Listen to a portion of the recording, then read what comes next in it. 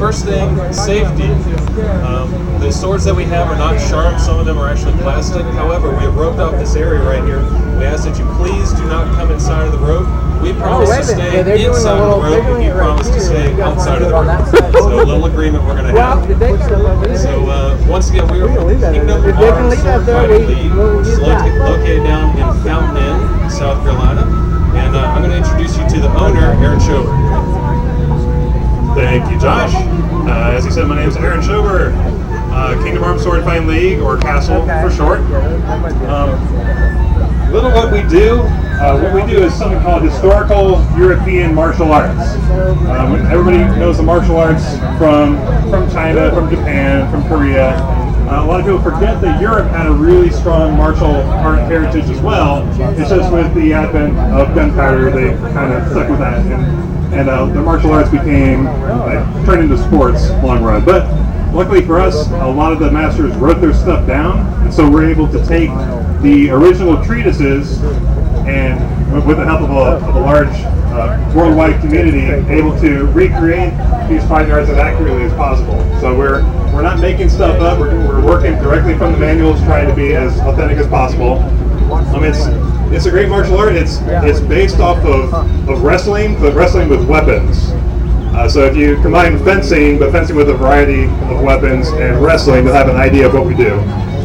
John over here is holding up one of our long swords. That's the quintessential weapon of the art. The art that we study specifically comes from Germany, but obviously Europe as a whole had a really strong tradition, including Scotland, with their claymores and their broadswords and everything. So we're involved in really a rebirth of a martial art. This is a martial art that died, and we're able to bring it back to life because they wrote down, all their notes and ideas on it and stuff. So we're part of a worldwide community that's doing this. We're the only ones doing it locally that I'm aware of that are in the style that we're doing it. So we're happy to bring that to the upstate. But we are working with a lot of people across the country, and especially in Europe, trying to bring these back to life. So it's a martial art. You got to have your basic stance and footwork. So John's going to be my puppet. Say hello, Johnny. Yes. So just going to show the basic stance is really similar to a lot of martial arts. You have the 1 foot forward, 1 foot back, balanced stance. Your weight's kind of between is balanced, so you can move backwards and forwards and side to side really well. The footwork is important because we're not just relying on the strength of our arms to swing the sword. We're using our whole body. So when he steps, he's going to take a step and a passing step, and he's using his whole body to generate momentum that's going to power his sword along. So that's a passing step. We also have other footwork like simple steps, being able to move back and forth through space. Just being able to move in any direction and do it fluidly, and really using your whole body's power and energy. It allows us to be a martial art because it's not about who's the biggest and the strongest. It's about who has the best skill, who can best harness their body's energy. So Josh is going to come and talk a little bit about some of the more specifics of it. Okay. Well, HEMA, sword fighting, is a process of attacking and defending. And when you're attacking someone, really you can take the body and you can divide it into 4 quadrants. So you actually have your upper left, your lower left, your upper right, and your lower right. These are the 4 openings that you're actually looking to attack with the swings, the cuts, and the slices that we learned. So that's the 4 openings. Now, if I'm going for a specific opening, you would expect them to have a certain block for it, and that's what we call the 4 guards. And you have the 4 basic guards. You have the lower left plow. Thank you, John. You have the lower right plow. You have the upper. You have the left ox, and you have the right ox. And you can see how that actually takes care of the 4 openings that I have in the body. So if he's attacking my upper right, then I can immediately go into an ox, and I'm blocking that strike. I'm blocking that attack. Okay. Let's talk about the sword itself real quick. A lot of people, when they first pick one of these up, they want to swing it like a baseball bat. They just kind of grab it and they throw it behind their shoulder and they just swing it around. The sword is actually there's a lot of physics to swinging a sword. As Aaron said, the footwork, the stepping, the shifting, the turning of the hips produces a lot of power. So you're actually transferring all the kinetic energy through your whole body, and you're doing it with leverage. If you look how John's hands are, he has one hand right at the cross guard, and the other hand is low at the pommel. John, hold it up and just do little flicks. You can see how it actually creates a fulcrum. So a lot of the power, especially when you're up close, isn't even coming from the swing.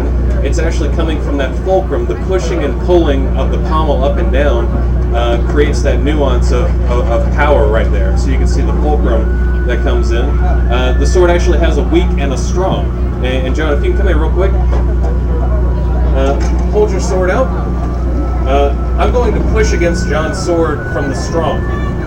And you can see he can hold me there because of the leverage. I'm very close to the point where he's producing power. So no matter how hard I push, I can't overcome that. Now John, come a little bit closer.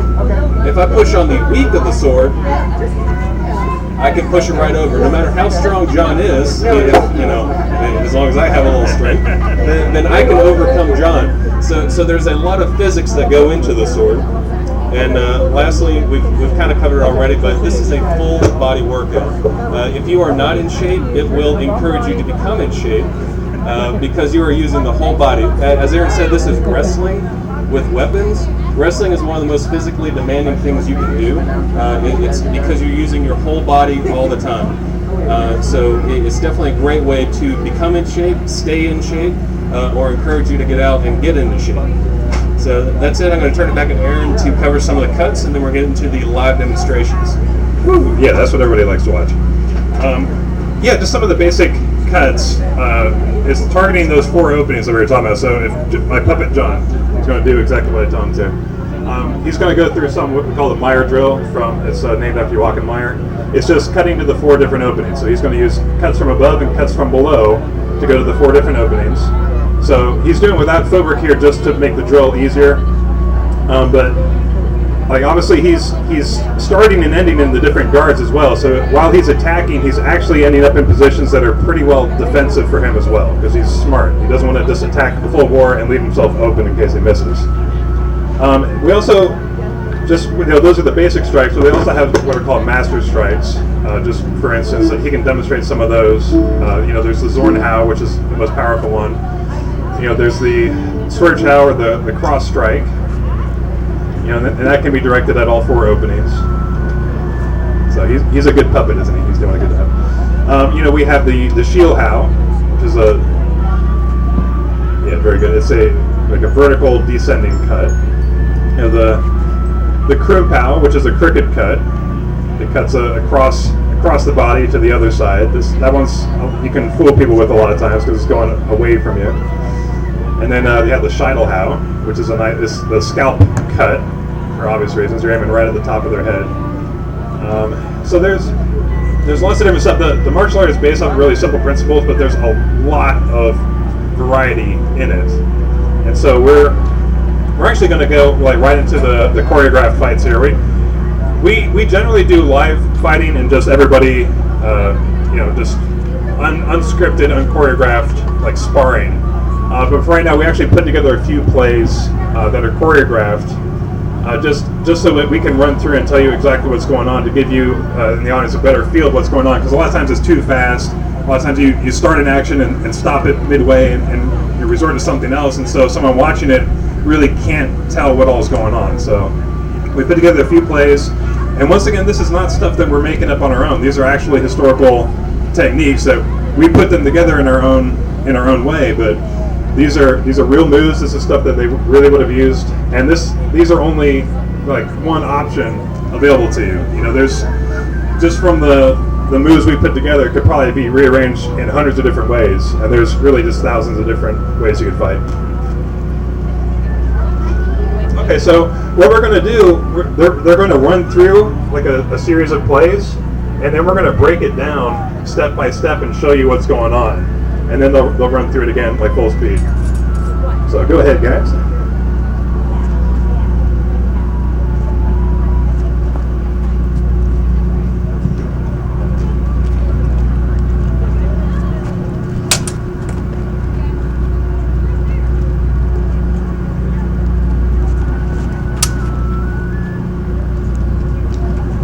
right, so the first, we're gonna run through and tell you what's going on. Josh is attacking with just an Oberhau. This is also called the peasant's cut, because this is what everyone picking up a sword would naturally want to do. It's using your whole body and everything. And John is responding with something called Nachreisen, where he is avoiding the attack, letting Josh overextend himself, and then coming through and attacking him while Josh is undefended.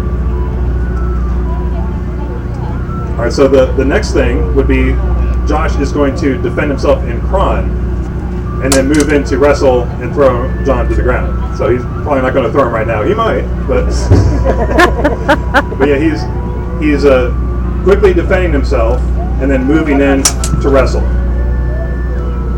All right, and then John, to avoid being wrestled to the ground, is actually withdrawing and cutting up with an Unterhau, or a cut from below, while Josh is once again open. So why don't you guys run through the whole thing one more time, like full speed?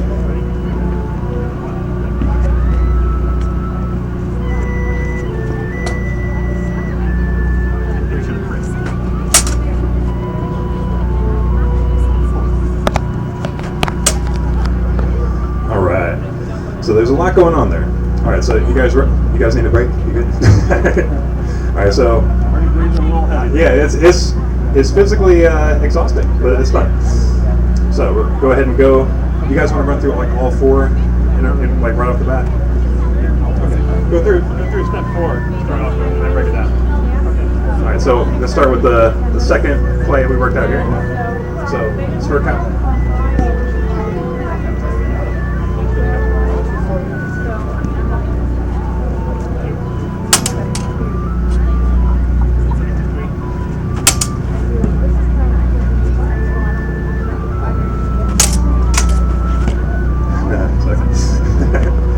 And these are steel swords. They're not sharp, but even so, they would hurt a lot. These guys are my top students, as well as Kaplan over here, who's in Lisa Cole, so he can't participate right now. Sorry. But yeah, these guys do have a lot of control, and they need it for this. But we're starting off with a Sverkow. Josh is attacking with a cross strike to the head, and he's ending up in a pretty well defended position. All right, and John is defending by attacking the sword with a Zornhau, and then winding over to thrust over Josh's sword.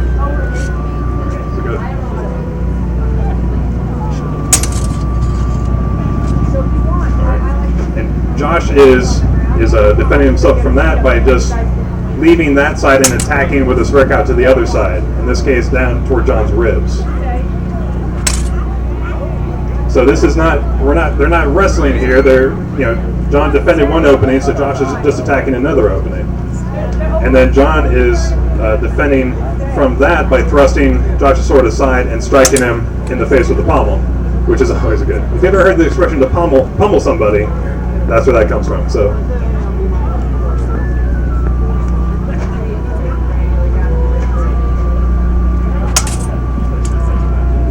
nice. All right, let's go ahead and do the third one, starting with the thrust. Oh, okay. I'm sorry. The guys want to do it full speed. They're having fun.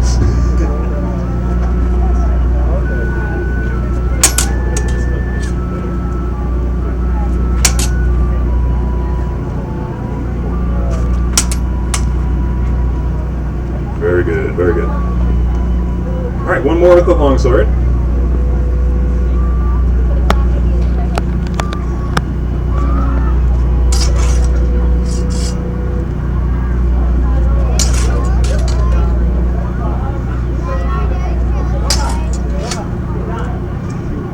All right, so in this case, Josh is attacking with a thrust from below. These are thrusting weapons as much as they are like cutting weapons. Don't believe everything you see in the movies.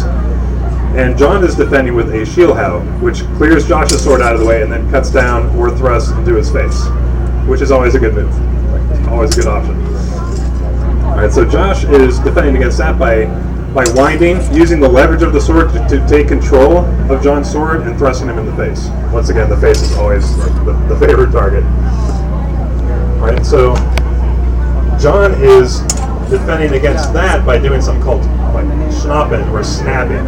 He's like displacing Josh's sword to the side and then just snapping the sword up using just the leverage of his hands and his arms.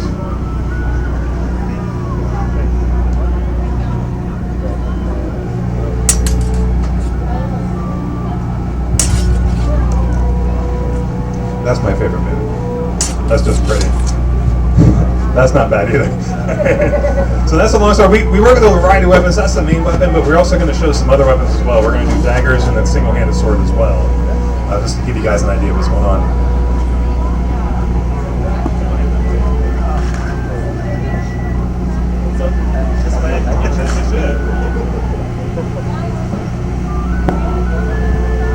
Everybody having fun? I hope you guys are enjoying this, because we are. Yay! Give that man a... Woo! Now you wish that you clapped.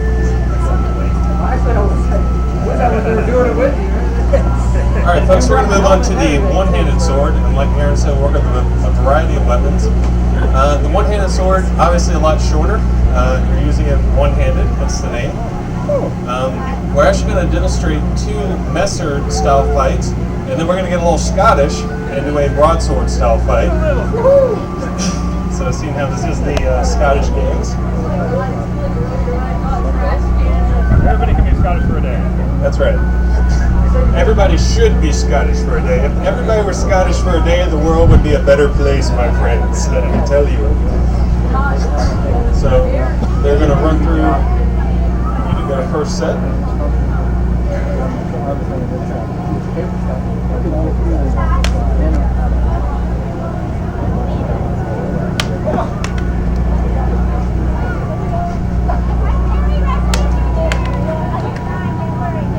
Alright.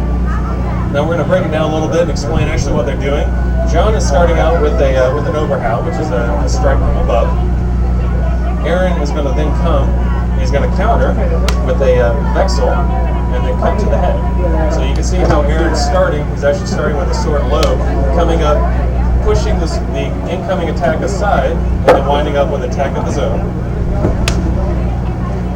The third, John sees that coming, so actually comes up into a Smirkow and attacks Aaron's right ear. So he blocks and attacks at the same time. And then number 4, Aaron's too good for that. He's ready as well. As John is doing his Smirkow, Aaron winds into Steer, which is basically the same as Ox, but with a one-handed sword. Winds into Steer and thrusts down at John. And you can see John's sword actually gets caught on Aaron's crossguard, so Aaron is safe while doing it. Alright guys, go ahead and run through.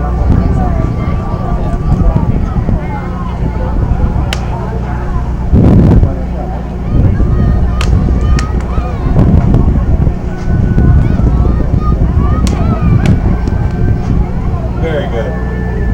That is the first Messer style fighting. We're going to go ahead and move to the second set, second choreography.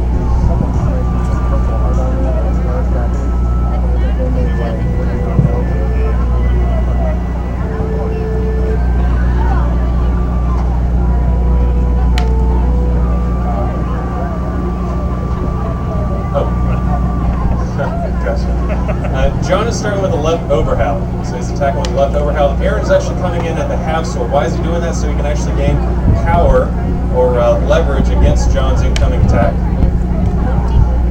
John is ready for that because when Aaron comes with a half sword, tries to thrust, he does a Molinet, jumps to the side, swings the sword around and attacks Aaron's head with a Molinet. But once again, Aaron is prepared for this Molinet. Winds to block, and then does a murder strike. Not with the blade, with the actual pommel. So, and you see him grabbing the blade a lot. That is very historical, guys. As long as you're not sliding along that blade, you're not going to cut yourself. You're not going to have any problems with that.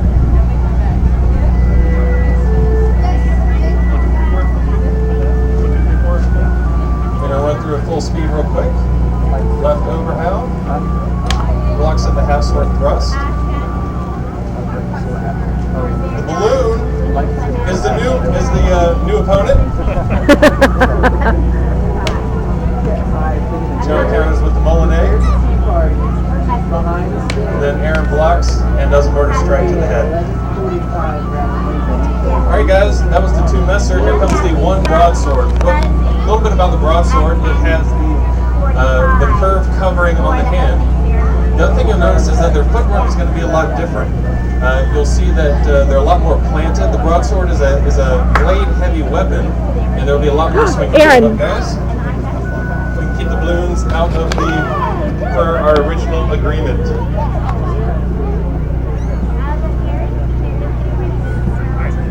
That's my son, sorry.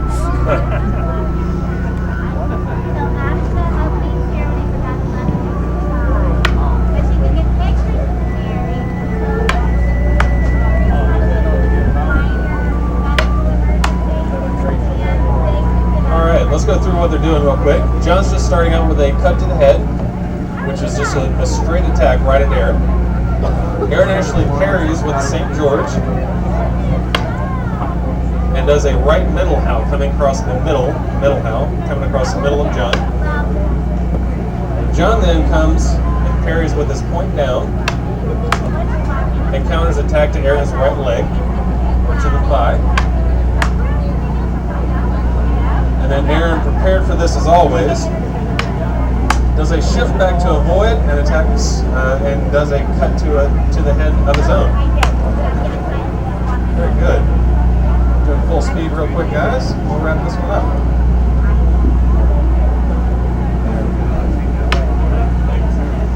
You're going to notice a lot of back and forth. Yeah. Okay. And that's just how the broadsword works. It's a very flowing type of weapon.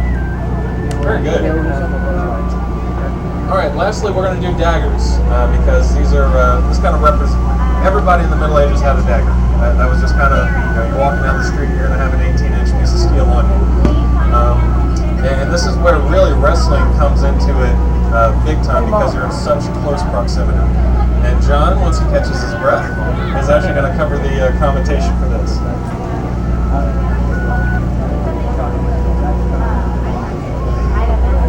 Okay, so the kind of dagger they're using is actually called a roundel or roundel. You can see from the pommel, it's actually just circular, so it's a nice good grip when you try to stab somebody with it.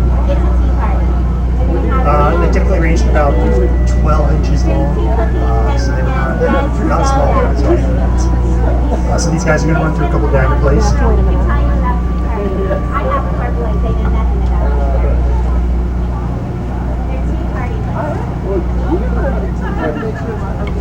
I know about like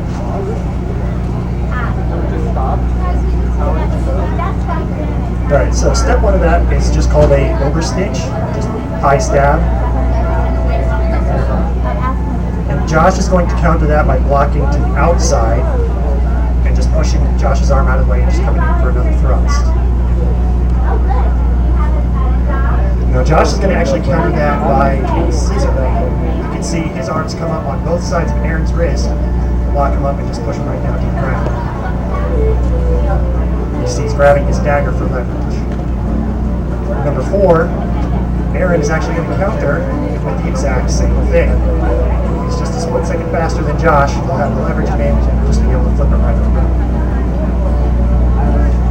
He's supposed to be able to flip him right over. It's not in mine either. I just talk on the microphone. Well, no, I keep the microphone down.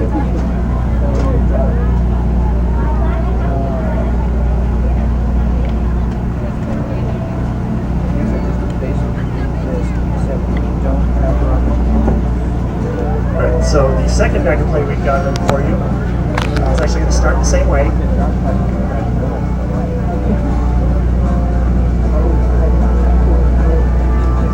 And this time Aaron's going to counter with a block to the inside. He's going to grab Josh's wrist before he can complete that overhead stab. Just come in from underneath the stab comes right back. Okay. Number 3, Josh is going to counter this by actually closing in, getting under Aaron's stab so that he can just get behind Aaron's leg and throw him over his leg.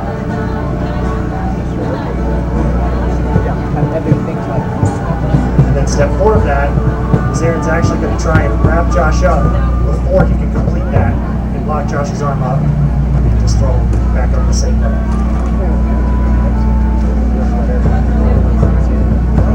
As you can see, the dagger stuff does have a lot of wrestling, lots of joint locks, lots of loose arms.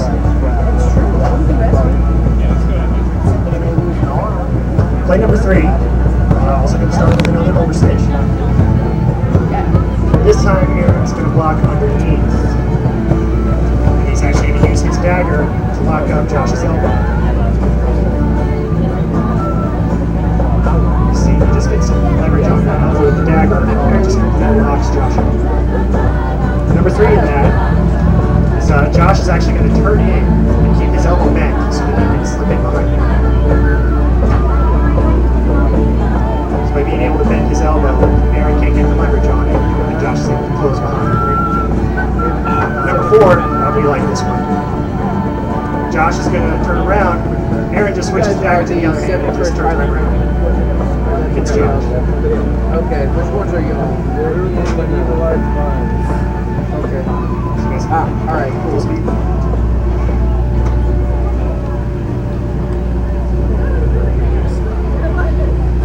Good job, guys.